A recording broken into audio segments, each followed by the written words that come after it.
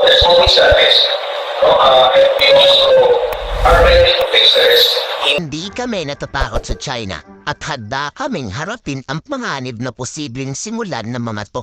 Yan ang binigyang diin ng pinakamataas na opisyal ng AFP. Dahil kasi yan sa panibago at delikadong pagmamaneobra ng fighter jets ng China sa Pilipinas. Dagdag pa ni AFP Chief Romeo Brother, inaasahan na ng AFP na manggugulo na naman ang China. Pero nakahandaan niya sila sa anumang armed attack na posibleng gawin ng mga ito basta para sa mga Pilipinong mangingisda. Increased frequency, sir, also increases the risk of a potential collision, sir. No?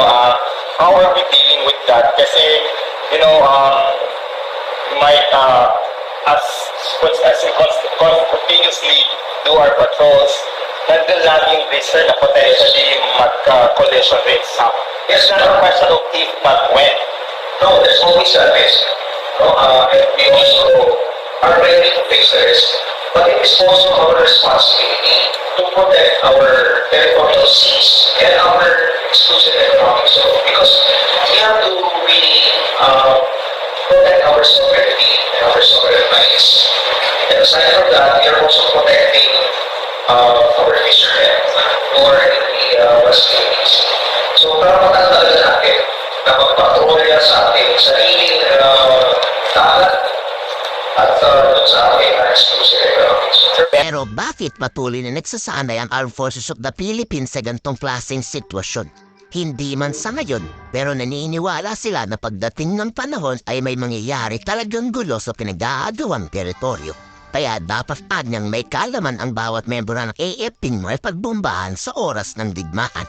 We shift to territorial defense and West Philippines. Well, definitely because in the past years, we have been focusing primarily on internal security.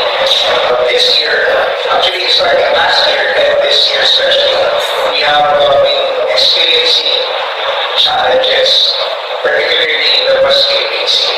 So it's important that we have visibility so that we have a good understanding of what the challenge is really that we are facing in the West Philippine Sea.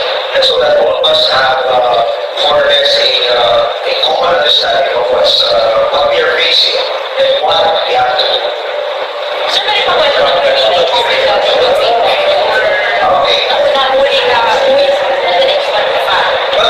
So nagkaroon kami ng meeting with our counterpart, my counterpart, Admiral Aquilino, who is the commander of the U.S. Indo-Pacific Command.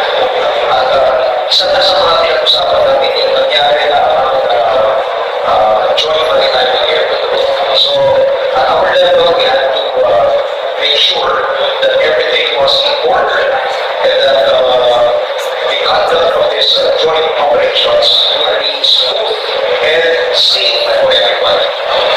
And we have to make sure, we also have to make sure that we follow the international space order and we follow international law. And it also then next. Ayaw man ng Pilipinas na magresulta sa gyera ang gulo sa West Philippine Sea, pero ganyan talaga pag may manabansang gusto lang ang sila ang masusunod. In short, mga ganid sa kapangyarihang bansa. Kayo, anong masasabi nyo sa panibago na namang pambubuling ginawa ng China sa atin?